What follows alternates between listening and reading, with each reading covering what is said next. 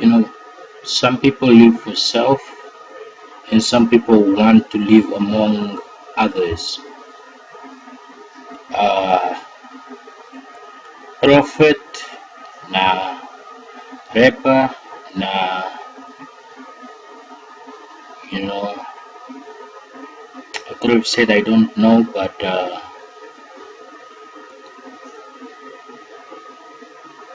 yeah, I guess the road is kind of being paved, and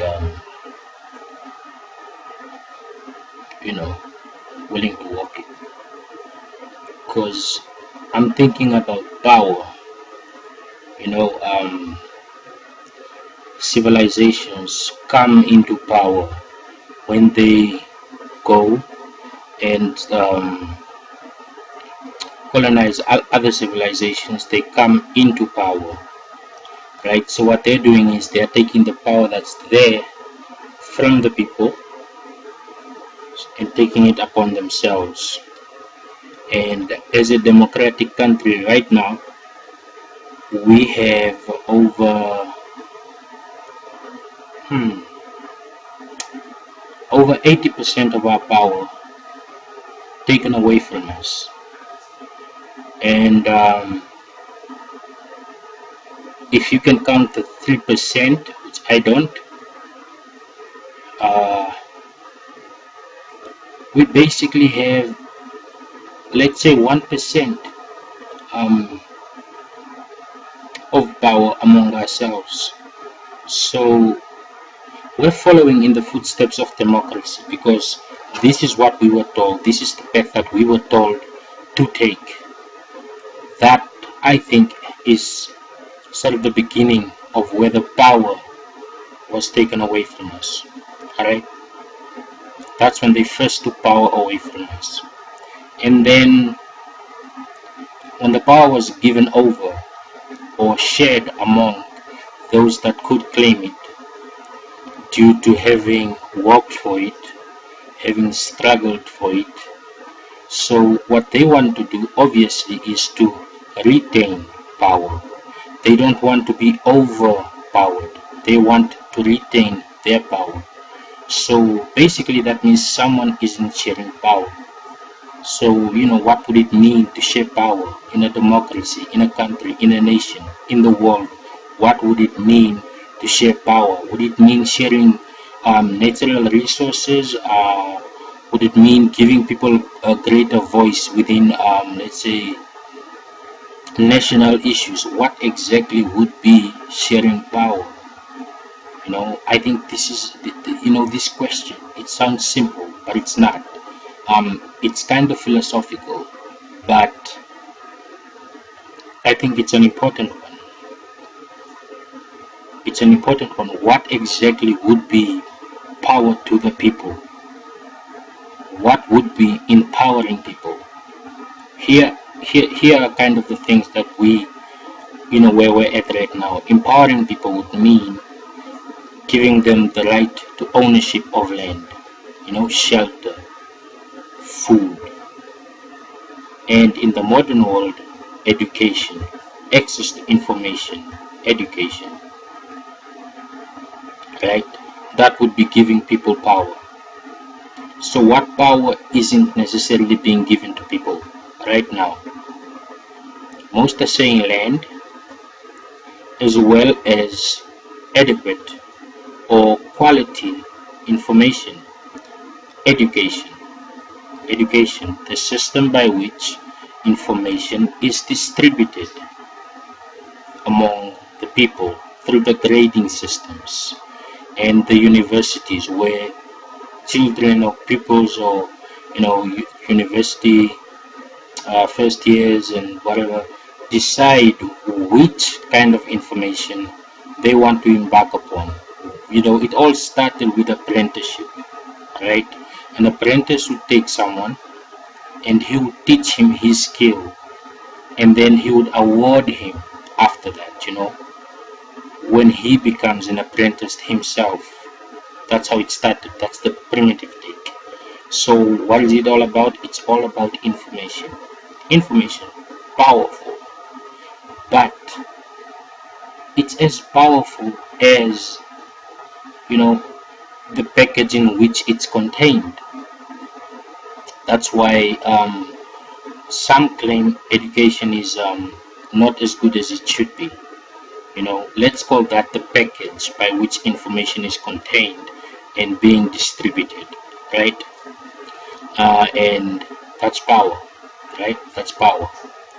What kind of power is being allocated from the beginning, from the first stages? Look at that. That's part of nation building, right? What power is being given. And the land question. Land is also about power, because land does not expand. Yeah, there are people that are building islands, you know, private islands for billions of dollars and stuff. But at some point, the world will be so populated that there just won't be any room. You know, land won't expand, but you know, civilizations do. Think beyond Vision 2030. Go the year 3000. Go crazy. Think of Namibia in the year 3000.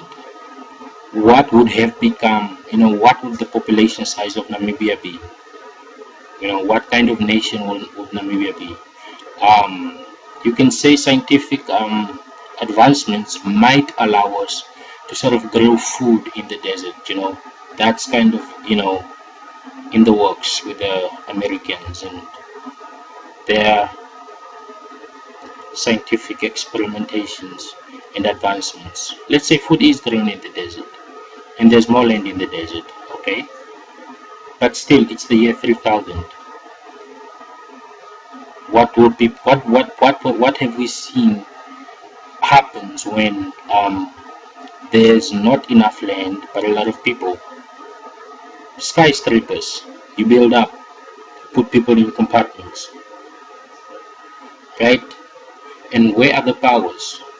The power holders, are they also in compartments? Usually not. So is power being distributed fairly? And at what stage are we right now in terms of power and how it's being distributed among the people? At what stage are we right now? I've talked about land, education. Those are the stages where our country is kind of tackling issues right now at that point. But the other one, letting go of power, is still in question, and it's very important because it's a really neat trick. When people in power sort of want to gain people's trust, the nation at hand, what do? They say we will share power. Basically, they cloak you, sort of like an illusion, like we will give you power, even though it won't come to fruition, right? It's being said like, you know, if you give me the power, then I will do ABC. You know, that's politics. That's the way politicians talk, right? You know, that's classic. Everybody knows that. But right now, we don't have a political person. We have political bodies, political machinery, political entities. How is the power distributed within those political machineries? Has it evolved? Is it evolving? Is it changing? Is it moving on? Have the faces changed? Are there different phases to this power? And are there power struggles within these structures? And if there are, what is the cause? And the cause is, of course, power. And I've always sort of feared power. I feared power because of the responsibility. Because power corrupts. You know, you don't want to become that person that gains power and then misuses it somehow. Or lacks the trust to sort of pass it on. So what do you do with power? What is the first thing that someone would do with power if they were given the chance? They would use it effectively. They would use every second, minute, hour, day, month, year, right, to not only earn that power, but to use that power to the people's advantage. We have this example, Thomas Sankara. Within 4 years, he shook not only Africa, he shook Europe, right? Because we're still fighting this sense, né? We're still fighting this sense that Africans can actually be intellectual, can actually think for themselves. You know, they are not just laborers, right? That they can also be brains, you know, they can think. And with these skills and with this thinking capacity, then they can sort of put it into action, right? The planning, which is very important. You know, planning, as you plan, you go along with the plan. You know, when obstacles arise, you know, because you have a plan, you can fix it. Quite simple. But when you put it on a political spectrum, it doesn't sound as simple. Why? Because it has to go through different entities, different structures, different governmental departments, and. Because that thought of power corrupts absolutely is what democracy took, right, supposedly, and tried to sort of conquer. But in the end, we have no veto power for the so-called presidents. They don't really hold a strong enough veto power, and this is because we don't want to give them too much power. So what exactly is a president doing? How does a president empower his people? One would think by firstly engaging, going from the top down. You're the president, you start working with the prime minister, and you go, and you go, and you go. And you keep doing this, you keep managing. That's what you're there for. You interact with the organization that's been built in order to make sure that it keeps working. Right? That's what I would think, or how I would have thought it would work. Right? And this in turn would give the people power, because when that organization, right, is interacting, the lower ones will also interact, and so forth and so forth and so forth, until you come to the citizen. And that way you have empowered the citizen, right? I think that's what I think would be the best way to sort of use 4 years, instead of using 4 years to be in parliament debating policies, debating this policy and debating that policy. That is a waste. It's a waste of time. It's a complete waste of time, right? Especially when you know what the problem is. And in most developing countries, we already know what the problems are. But the fear of losing power,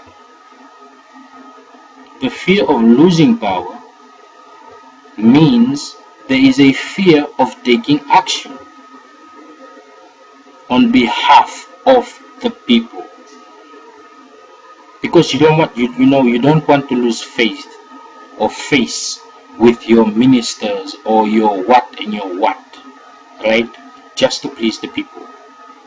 But when you're at that when you're at that point, at that position in power, it shouldn't matter. The people should matter. We should matter. We should feel like we matter. Right? And I'm saying this because I was in Windhoek. Most people have gone for holiday and so forth. And I sort of thought back, like most people have gone to, it was a bit empty, right? So you could sort of see the city. And I was thinking about the development that has happened so far in terms of how the, the the regions have been connected. There's a railway that goes to Avambuland. There's no railway that goes to Kavango. There's no railway that goes to Zambezi. There's no railway that goes down to the south. So the country isn't connected like that. Infrastructure that actually connects. I mean, look at the countries that have already developed. What did they use? The railway system at a point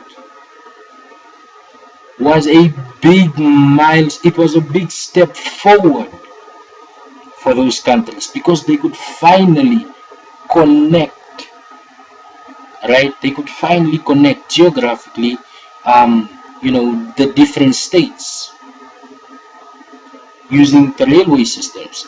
And the one that ran the railways obviously became the one that had power and money and so forth.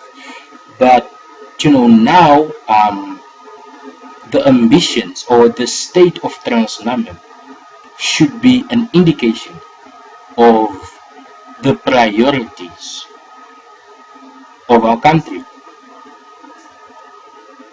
I don't know what's going on internally, and I might just be babbling here. But I think it's finally time for us to say, or for us to define power. And I'm in. Now I'm in.